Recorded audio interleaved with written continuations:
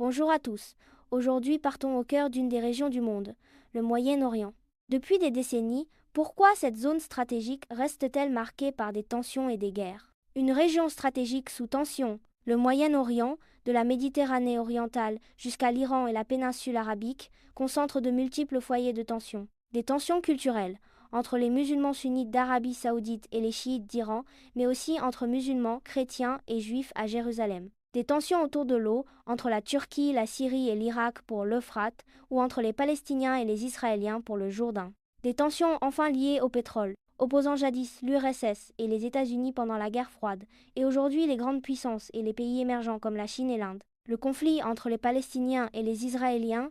À l'origine, après 1945, la Palestine est évacuée par les Britanniques. Le plan de partage de l'ONU en 1947, prévoyant deux États, est rejeté par les Palestiniens et les pays arabes. Ce plan attribuait 55% du territoire aux Juifs, dont le désert du Negev quasiment inhabité.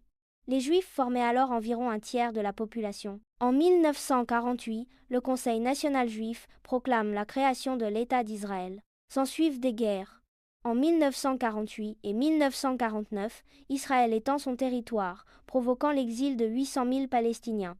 Soutenu par les États-Unis, Israël affronte des États arabes, eux appuyés par l'URSS. En 1967, lors de la guerre des 6 jours, Israël occupe le Sinaï, Gaza, le Golan et la Cisjordanie, territoire qu'il conserve après la guerre du Kippour en 1973, malgré les résolutions de l'ONU.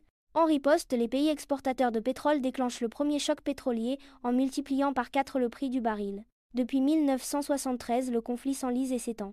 La guerre civile du Liban entre 1975 et 1990 attire l'intervention de la Syrie puis d'Israël en 1982. En 1987, la première intifada éclate, la guerre des pierres, car Israël favorise l'installation des colons en territoire occupé. L'Organisation de libération de la Palestine rejette le terrorisme et, avec les accords d'Oslo en 1993 et 1995, Israël et l'OLP se reconnaissent mutuellement. Une autorité palestinienne est créée en Cisjordanie qu'Israël évacue en 1998. Mais en 2000, la seconde intifada entraîne la construction d'un mur par Israël pour isoler les territoires palestiniens.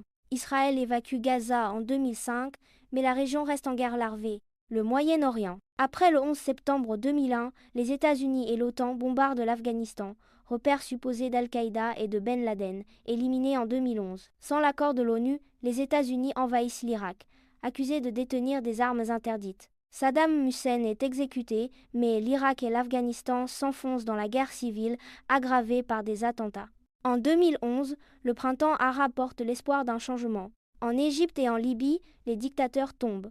Mais en Égypte, le gouvernement élu est renversé en 2013. En Syrie, l'opposition éclatée tente de renverser Bachar el-Assad, mais l'essor de Daesh plonge le pays dans le chaos. Malgré la chute du califat en 2019, la Syrie demeure instable, comme l'ensemble de la région. Alors, si certains points de cette notion te paraissent encore flous, n'hésite pas à poser tes questions et pense à t'abonner pour continuer tes révisions du brevet.